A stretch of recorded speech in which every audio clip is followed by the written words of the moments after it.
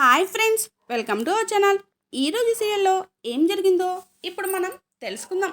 క్రిష్ సత్యతో నిజం చెప్పేసి బాపు చాలా ప్రశాంతంగా ఉన్నాడు. కానీ నేను జీవితాంతం ఈ గుండె బరువుని మోస్తూ ఎలా ఉండాలి సత్య అని అంటూ ఉంటే, ఇంకా మహాదేవయ్య, ఆపరా నీ పనికిరాని మాటలు. నీ కన్న తండ్రి ఎవరో నీతో చెప్పాను కదా, పో ఇక నీ పెళ్ళాన్ని తీసుకొని పో. ఇంకా ఎందుకురా ఇక్కడ లొల్లి చేస్తున్నావు అంటాడు. అది లొల్లి కాదు, చిన్న గుండె బాధ, కొంచెం అర్థం చేసుకుని మావయ్య అంటుంది రేణుక. ఇంకా అర్థం చేసుకునేది ఏంటే, వాడిని కూడా ఇదే ఇంట్లో పెట్టుకొని ఆస్తిలో వాడికి కూడా వాటా ఇవ్వమంటావా ఏమిటి అంటాడు రుద్ర. ఇంకా క్రిష్, నేను అడిగేది బాపు ప్రేమలో వాటా అంటే, అరే వీడికి ప్రేమలో వాటా కావాలంట. అరే పిచ్చోడా, నిన్ను ఎప్పుడురా నిన్ను ప్రేమించింది అంటాడు మహాదేవయ్య. ఇంకా క్రిష్ చాలా బాధపడుతూ, అదేంటి బాపు అట్లా అంటున్నావు, మరి ఇదేంటి అని మహాదేవయ్య గుండెల మీద చిన్న అని రాసి ఉన్న తన పేరు పచ్చబొట్టుని చూయించి, ఈ పచ్చబొట్టు వేయించుకున్న దినం నువ్వు ఏమన్నావో ఒక్కసారి యాదికి తెచ్చుకో అంటాడు. యాదికి వచ్చిందా బాపు, నీ ప్రేమ నీకు యాదికి వచ్చిందా అని క్రిష్ అడుగుతూ ఉంటే, సమాజయిందిరా అని మహాదేవయ్య పక్కనే ఉన్న కత్తిని తీసుకొని పచ్చబొట్టుని చెరిపేసినాను. సెటిల్ అయిందా ఇష్యూ? నా దిమాక్లో ఏముందో క్లారిటీ వచ్చిందా పిచ్చోడా? నిన్ను మాయ చేయడానికి నీ అవసరం అనిపించి నీ పేరుని నా గుండెల మీద పచ్చబొట్టు లెక్క వేయించాను. అంతేకాని నువ్వు ఎప్పుడు నా గుండెలో లేవురా. గుండెల్లో ఊహించుకోవాల్సినంత గొప్ప పర్సనాలిటీ కాదురా నీది.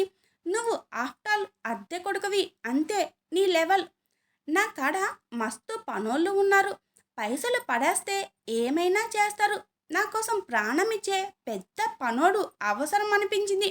నిన్ను తెచ్చి ఆ జాగాలో పెట్టుకున్నాను.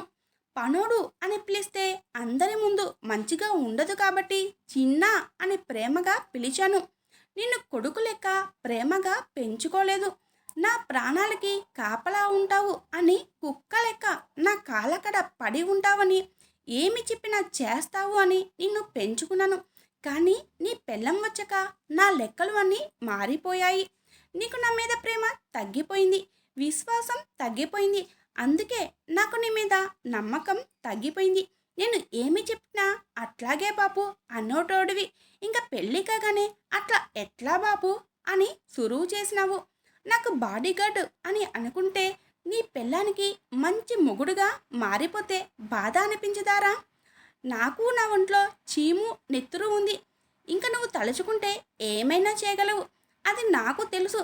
అదేరా నీలో నా స్పెషాలిటీ.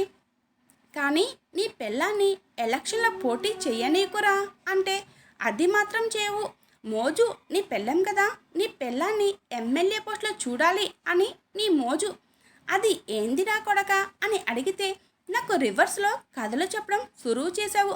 నీ పెళ్ళం నామినేషన్ వేసే వరకు తీసుకువచ్చింది నువ్వే.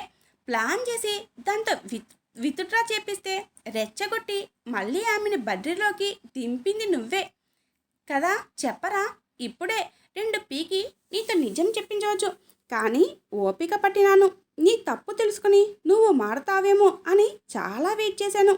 ఈ బాపు ఉత్త పిచ్చోడు, ఏమి చేసినా తెలుసుకోలేదు అని మరింత రెచ్చిపోయి నీ పెళ్ళం దిక్కున పబ్లిసిటీ చేసుకుంటూ నాకే వెన్నుపోటు పొడిచావు.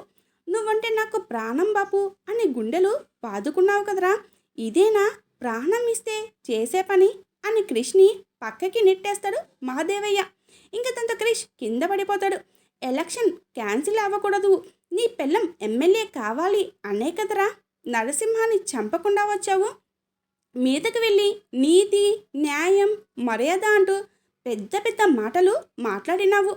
అప్పటికి రుద్రగాడు చెప్తూనే ఉన్నాడు, చిన్నగాడు గోల్మాల్ చేస్తున్నాడు అని. అయినా క్షమించాను.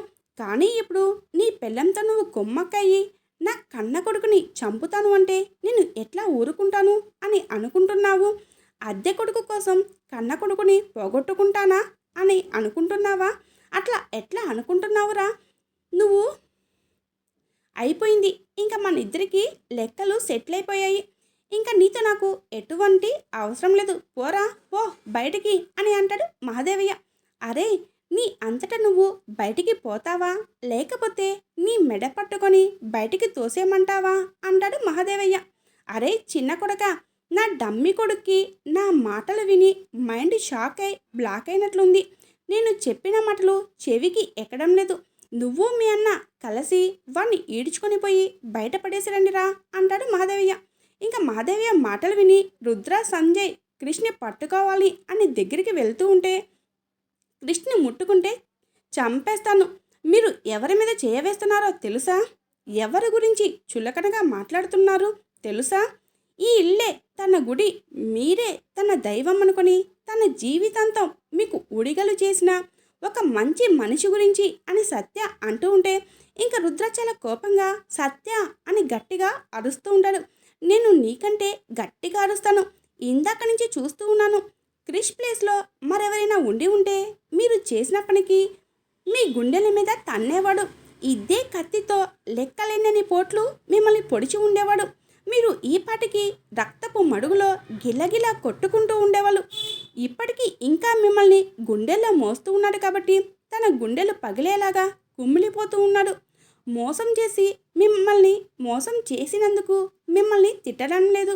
అది అసలైన తన ప్రేమ అంటే. నాకంటే మిమ్మల్నే ఎక్కువగా ప్రేమిస్తూ ఉన్నాడు క్రిష్. మీ ఇద్దరి కొడుకులని మీరు పక్కన పెట్టుకొని మీరేదో పెద్ద ఘనకారం సాధించినట్లు రొమ్ములు విరుచుకుంటున్నారు. మీరు సాధించింది ఏమీ లేదు, పైగా పోగొట్టుకున్నారు. మీరు ఎంతో విలువైన వజ్రాన్ని పోగొట్టుకున్నారు. క్రిష్ పోగొట్టుకుంది ఏమీ లేదు, తనని ఏంటో అపురూపంగా ప్రేమగా చూసుకునే తన కన్న తండ్రికి దగ్గరవుతున్నాడు.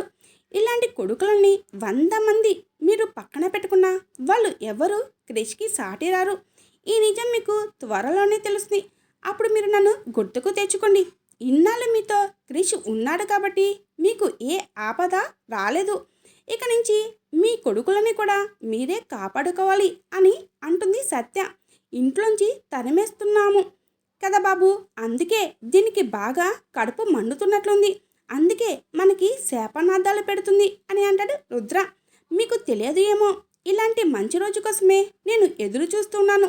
నా కోరిక తీరినందుకు నాకు చాలా సంతోషంగా ఉంది. క్రిష్, అది మీ బాపుకి కూడా తెలుసు. ఏముంది ఇంట్లో, చంపుకోవడాలు, మోసాలు, పగలు, ప్రతీకారాలు, ఇవి ఇక్కడ జీవితాలు. నరకం చూడాలి అంతే, చావవలసిన అవసరం లేదు. ఈ ఇంట్లో ఉంటే చాలు అంటుంది సత్య. ఏయ్ ఆడదానివి, హద్దుల్లో ఉండి మాట్లాడు అంటాడు రుద్ర. ఆడదానికైనా మీకు ఉండవా? మీరు మాత్రం భార్యల్ని ఎంతైనా సతాయించవచ్చా, తిట్టవచ్చు, కొట్టవచ్చు. నీ తమ్ముడేమో ఎంతమందితో అయినా విచ్చలవిడిగా తిరగవచ్చు. నీ తప్పుల్ని నేను వేలెత్తి చూపిస్తే మాత్రం మేము హద్దుల్లో ఉండాలి అంతేనా అని అంటూ ఉంటుంది సత్య. చూడమ్మా, నీకు బాధ అనిపిస్తే బాధపడు, అంతేకాని ఇంటి పెద్దని నీకు ఇష్టం వచ్చినట్లు మాటలు అంటూ ఉంటే నీకు బాగుండదు అంటుంది భైరవి. భర్త మీద ప్రేమ సరే, పాతికేళ్ళ నుంచి కొడుకుగా ప్రేమగా మీ కొడుకులాగా పెంచుకున్న మీ చిన్న మీద ఏమైంది మీ ప్రేమ? కొడుకు కాదు అని తెలియగానే ప్రేమ అంతా మాయమైపోయిందా? కొత్త కొడుకు మీద ప్రేమ పొంగుకొని వస్తుందా? మీరా నాకు నీతులు చెప్పేది? క్రిష్, నువ్వు ఇలాంటి వాళ్ళ కోసమా గుండెలు బాదుకొని ఏడుస్తూ పిచ్చివాడిలాగా బాధపడుతున్నావు? వద్దు క్రిష్, బాధపడమాకు అని అంటూ ఉంటుంది సత్య. ఏయ్ ఆపు, అప్పటి కాడ నుంచి వింటున్నాను అని చేతకాని సంధిలాగా కనిపిస్తున్నానా? వీడికి బాధ తగ్గితే అప్పుడు చూసుకుందాంలే. అరే లేరా, ఇది నీకు ఏమీ సొంత ఇల్లు కాదు, నడు బయటికి అని కృష్ణని పట్టుకొని బయటికి గెంటేస్తాడు మాదేవయ్య. ఇంతలో చక్రవర్తి వచ్చి కింద పడిపోతున్న కృష్ణని పట్టుకుంటాడు. ఏం జరిగిందో ఏం జరుగుతుందో అర్థమైందా మావయ్య? ఈ ఇంట్లో క్రిష్కి చాలా అవమానం జరిగింది, అందుకు కారణం మీరే మావయ్య. అప్పుడే మీకు తెలిసిన నిజాన్ని క్రిష్కి చెప్పేయండి అని మిమ్మల్ని 100 సార్లు బ్రతిమలాడుకున్నాను. మీరు మీ అన్నయ్యకి భయపడి నోరు విప్పలేదు. ఇప్పుడు ఏమైంది? ఆ పెద్ద మనిషి క్రిష్ గుండెల మీద తన్నాడు, గుండెలు పగిలేలాగా ఏడిపించాడు క్రిష్ని మెడ పట్టుకొని బయటికి తోసేశాడు అని చెప్తుంది సత్య. ఇంకా మహాదేవయ్య క్రిష్కి సారీ చెప్పు అని అంటాడు చక్రవర్తి. అరే నువ్వు నన్ను ఏమి చేస్తావురా అంటాడు మహాదేవ్య. ఇంకా ఇదంతా చూసిన బామ్మగారు జాలి దయ అనేది లేకుండా ఇంతకాలం అందరినీ భయపెడుతూ బెదిరిస్తూ బతికినంతకాలం బతికేస్తావా, నీకు ఆ చిన్నగాడి ఉసురు తగలకుండా పోదు అని శాపం పెడుతుంది.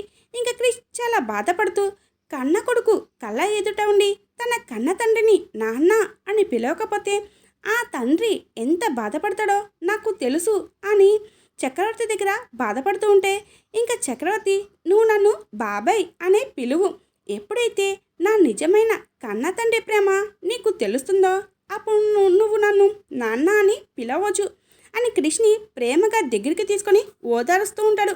మీకు కనుక ఈ వీడియో నచ్చితే లైక్ చేయండి, నా ఛానల్ని తప్పకుండా సబ్స్క్రైబ్ చేసుకోండి ప్లీజ్ ఫ్రెండ్స్.